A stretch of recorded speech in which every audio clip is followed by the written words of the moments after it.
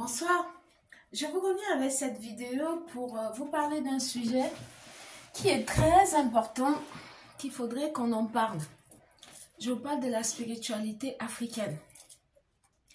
C'est un sujet qui est très important.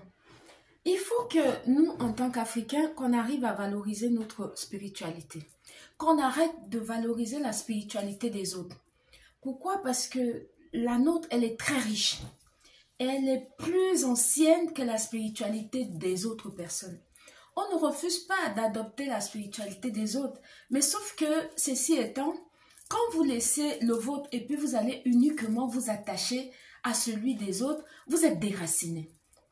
C'est ça qui fait que nos enfants à nous ne savent pas exactement qui ils sont. Pourquoi? Parce que nous les transmettons uniquement ce que nous avons comme connaissance spirituelle, alors que c'est pas la nôtre. C'est pas notre spiritualité. Il faut arrêter de valoriser la spiritualité des autres. Les autres l'ont déjà compris. Raison pour laquelle ils valorisent le leur. Là, vous remarquerez avec moi qu'il y a plusieurs personnes de ma couleur de peau qui payent des centaines et des milliers d'euros pour aller découvrir la spiritualité de l'autre, pour aller dans la terre sacrée de l'autre, alors que notre terre sacrée à nous, elle est en Afrique. Pourquoi ne pas valoriser le nôtre pour que les autres aussi puissent payer des centaines de mille d'euros pour venir chez nous aussi faire des pèlerinages, connaître qui étaient nos ancêtres. De la même manière que nous, on paye des centaines de millions d'euros pour aller regarder qui étaient les ancêtres des autres, les valoriser tellement que les nôtres, on ne commence même pas. C'est que les nôtres, on ne les valorise pas. On dénigre. Alors que c'est notre terre sacrée. Tu ne peux pas adopter la terre de l'autre. Elle est sacrée pour la personne, pour l'enfant de l'autre. Le nôtre, c'est là où nous venons. On n'est pas descendu du ciel comme la pluie. Il faut arrêter de copier ce qui n'est pas bien. Essayons de copier ce qui est bien. Chez l'autre, vous pouvez copier le fait que ils ont valorisé leur spiritualité et que c'est reconnu dans le monde entier et qu'on ne peut pas oser en parler mal de la spiritualité des autres personnes. Alors que le nôtre, on vampirise et tout et tout. Je vais vous prendre un exemple un peu banal. Ça va peut-être résonner dans l'oreille de certains d'entre vous. Quand tu veux, par exemple, lire le Coran, c'est en arabe. Tu ne peux pas le lire en ta langue. Pourquoi? Parce que c'est leur spiritualité. Parce que c'est pour eux. C'est descendu de là-bas. C'est la même chose. Nous, on doit apprendre à nos enfants, valoriser notre part de spiritualité pour que les gens puissent aussi venir de loin, pour venir aussi dans notre terre sacrée qui est l'Afrique. Vous, je ne sais pas, il faut vraiment que ça change parce que vous ne pouvez pas comprendre. Parce que un être humain qui n'a pas de spiritualité, qui ne pratique pas sa spiritualité, est déraciné, est facile à amadouer, est facile à contrôler.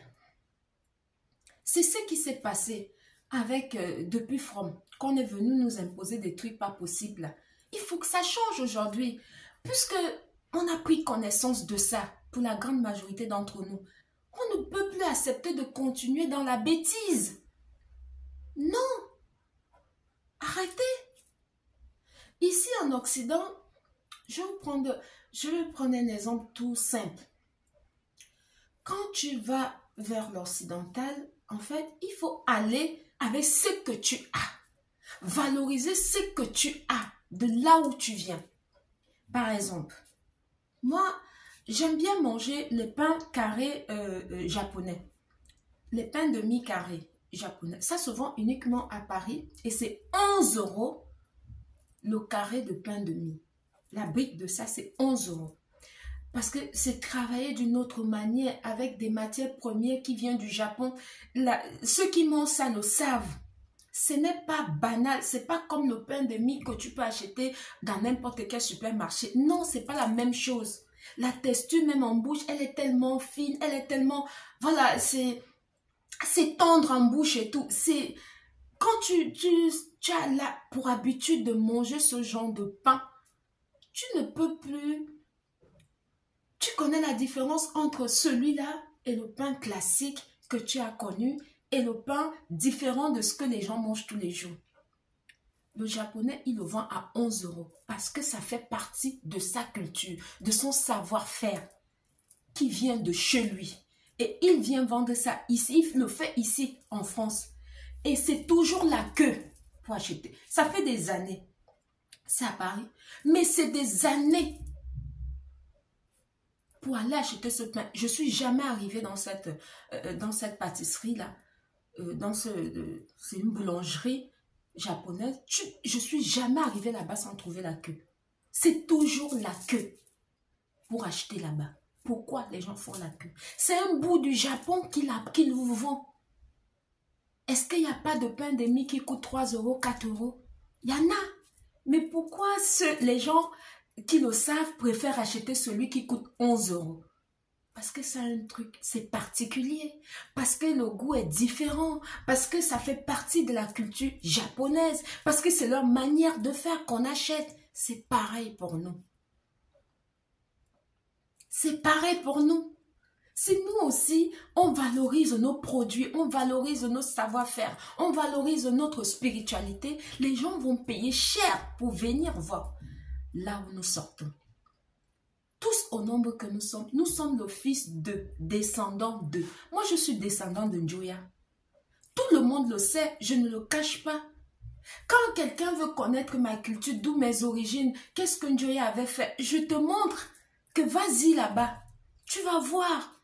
Ça l'encourage de dire, attends, mais tiens, il faut que j'aille découvrir les créations de ce monsieur Njoya. Monsieur Njoya, c'est un monsieur.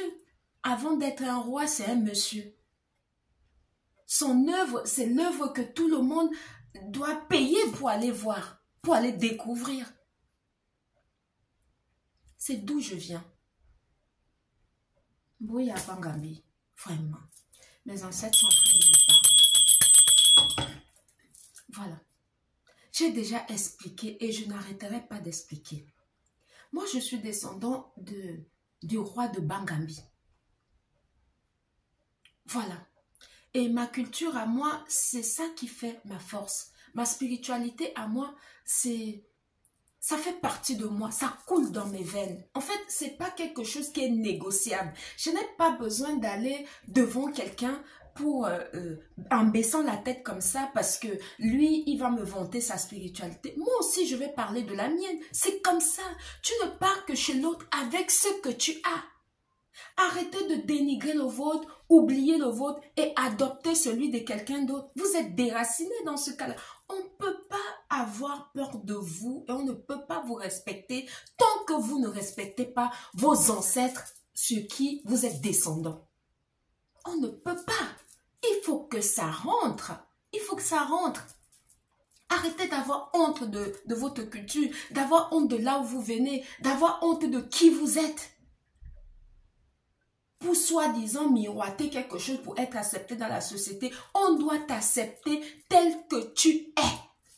Avec tes valeurs et tes principes, il faut que vous soyez alignés. C'est très important. C'est ça qu'il faut enseigner à nos enfants pour qu'ils arrêtent de baisser la tête comme ça devant les autres. Non, il n'y a pas de raison de baisser la tête comme ça en parlant à l'autre. Non, non, du tout. Il faut regarder l'autre en face comme ça. Quand on vous parle, la tête haute, le torse bombé. Parce que autant ils ont des choses qui sont importantes chez eux, qui ont été valorisées bien avant nous, mais autant nous aussi, nous avons beaucoup de choses qui doivent être valorisées. Et ce n'est pas quelqu'un d'autre qui doit faire ça, c'est nous qui devrions le faire. Arrêtez de valoriser toujours la spiritualité des autres, la religion des autres, les choses que les parents et les ancêtres des autres les ont léguées. Eux, ils ont vanté, ils ont tellement fait la promotion de ça que vous avez acheté, c'est adopté et oublié même le vôtre. Mais c'est une utopie. Il faut quelqu'un pour vous dire ça un grand matin. Que ça vous plaise ou pas, vous êtes africain. Vous ne serez jamais blanc. Arrêtez. Le blanc a sa culture, l'arabe a sa culture, le juif a sa culture et sa spiritualité. On ne vous refuse pas d'aller adopter le leur. Mais reconnaissez le vôtre, valorisez le vôtre. D'abord, pour vous ancrer. Avant d'aller adopter pour les autres. C'est comme ça que ça se passe. C'est pas matin, midi, soir, il y a tel qui va descendre du ciel. Il y a personne qui va descendre du ciel, maman. Arrêtez de continuer dans la bêtise. Ça fait honte. C'est honteux. Et puis, c'est ça qu'on transmet aux enfants. Et puis, c'est toujours... réveillez-vous. Réveillez-vous, le soleil au zénith. Réveillez-vous depuis longtemps. Depuis longtemps, les gens sont réveillés. Chaque personne sur terre qui valorise ses ancêtres, qui valorise le patrimoine que ses ancêtres l'ont laissé, sa spiritualité est élevée. Parce que tu ne peux pas passer outre tes oreilles. Du tout. Les oreilles ne peuvent pas dépasser la tête. Quand ça dépasse la tête, ça veut dire que tu es un démon. Ça veut dire que tu es un diable. Ça veut dire que tu es quelque chose fabriqué de toutes pièces. Mais arrêtez. Arrêtez. Ça fait mal au crâne de voir qu'au 21e siècle, il y a encore des personnes qui pensent que être spirituel, valoriser sa spiritualité africaine, c'est carrément du n'importe quoi. C'est pas une fourberie. Et puis... quand j'entends ça venant des Africains, je dis, mais c'est pas possible. C'est à quel siècle que vous allez vous réveiller? C'est à quel moment? Il y a beaucoup d'entre vous qu'il faut que... je ne sais pas. On doit faire comment avec vous? On va faire comment avec ce genre-là? C'est avec l'arbre de paix qu'il faut qu'on frappe ça sur vous pour que vous vous réveillez? Ou bien il faut qu'on fasse comment? Parce qu'on fait des vidéos. On fait des lives pour vous expliquer comment ça se passe. Mais là, je ne sais pas, la doctrine a tellement été forte que il y en a qui ne peuvent pas sortir de cette doctrine. Vous êtes dans quoi? Vous êtes dans quoi? Donc, tu es tombé du ciel comme la pluie. Même quand tu tombes du ciel comme la pluie, c'est Dieu qui fait que la pluie la tombe. Si tu ne reconnais pas tes ancêtres avec qui tu as des liens karmiques depuis From, tu vas maintenant aller, je ne sais pas, aller reconnaître les ancêtres des autres. Toi, tu viens d'où? Chez toi, tes parents faisaient comment? Tes ancêtres faisaient comment?